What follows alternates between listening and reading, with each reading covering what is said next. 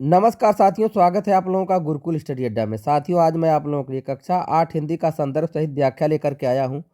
तो आज का हमारा पाठ है 4। अब पाठ का नाम है पेड़ों के संग बढ़ना सीखो। पेड़ों के संग बढ़ना सीखो। चलिए इसका संदर्भ सहित व्याख्या देख लीजिए। तो यहाँ देखिए, पहला हमारा गद्यांश है, बहुत दिनों से लेकर के अंग भिगो लें। इसका शब्दार्थ पहले देख लीजिए। धरती, धरती का अर्थ है जमीन, और फूल का अर्थ है पुष्प, खुशबू का अर्थ है सुगंध, और जलाशय का अर्थ है तालाब। हवा का अर्थ है वायु या समीर, और अंग का अर्थ है अवयव, शरीर का हिस्सा। संदर्भ देखिए, प्रस्तुत गद्यांश हमारी पाठ्य पुस्तक मंजरी 8 के पेड़ों के संग बढ़ना सीखो नामक पाठ से लिया गया है। इसके रचयिता श्री सर्वेश्वर दयाल सक्सेना जी हैं। प्रसंग देखिए क्या है। प्रस्तुत कविता में कवि धरती के प्रति प्रेम प्रकट करते हुए अपने जमीन पाने की इच्छा व्यक्त करता है और उस पर पेड़ पौधे लगाने तथा हरा भरा करने की इच्छा व्यक्त करता है। अब व्याख्या देखिए।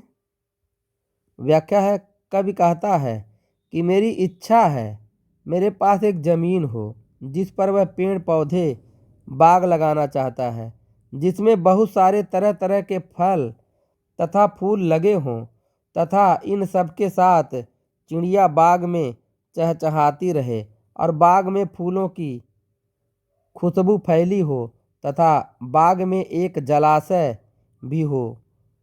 जब हवा चले तो वह जलाशय से होकर बहे, जिससे वह ठंडी व शीतल हो जाए। दूसरा गद्यांश है, हो सकता से लेकर के मद चिड़ियों को रोना। मद चिड़ियों को रोना। लदे का अर्थ है लगना, उपवन का अर्थ है बगीचा, क्यारी का अर्थ है पौधे लगाने के लिए पंक्तियां या कतार, महक का अर्थ है सुगंध, दहक का अर्थ है संतृप्त, चौपाए का अर्थ है चार पैर वाले जानवर, विनती का अर्थ है प्रार्थना, और सहन का अर्थ है आंगन। संदर्भ प्रथम अवतरण के समान हो जाएगा। और प्रसंग देखिए क्या है। प्रसंग देखिए, प्रस्तुत पद में कवि आशा व्यक्त करता है कि किसी के पास खेत हो, क्यारी हो जिसमें फल फूल लगे हो तथा फसल लगी हो। व्याख्या देखिए।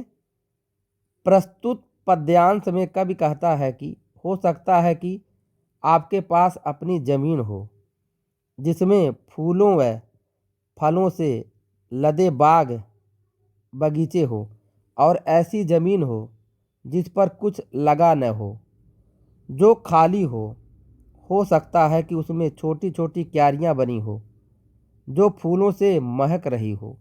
वहाँ छोटे छोटे खेत हो जिसमें फसल लहलहा रही हो। कहीं जानवर अपना पेट भरने के बाद शांत भाव से घूम रहे हो, और ये भी हो सकता है कि चिड़िया मस्त होकर फुदक रही हो, नाच रही हो।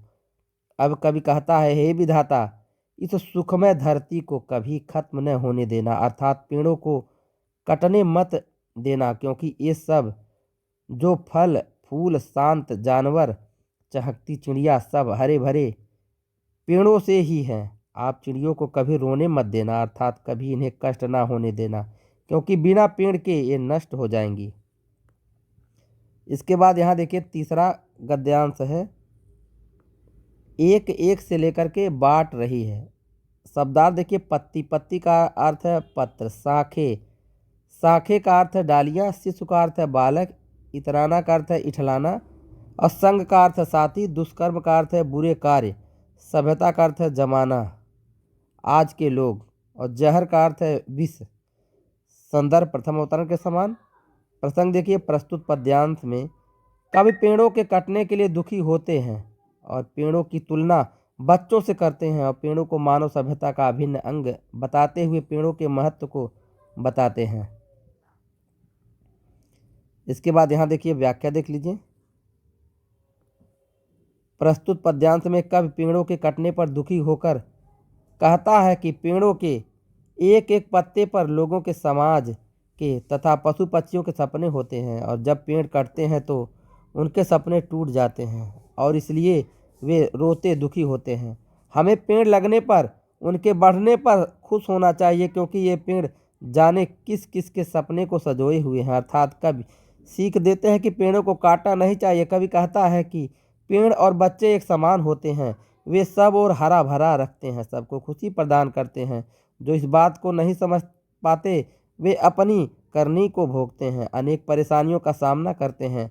आजकल लोग अत्याचारी बन अपने स्वार्थ के लिए पेड़ों को काटते जा रहे हैं, जिसके कारण पेड़ों की संख्या कम होने से हवा शुद्ध नहीं हो पाती। इसका नुकसान मानव जाति को होता है।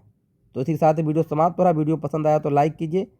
अगर और भी वीडियो देखना हो तो डिस्क्रिप्शन में जाइए, वहाँ आपको वीडियो देखने को मिल जाएगा। अगर अभी तक आप लोगों ने चैनल को सब्सक्राइब नहीं किया है तो चैनल को सब्सक्राइब करके बेल आइकन को भी प्रेस कर लीजिए। धन्यवाद।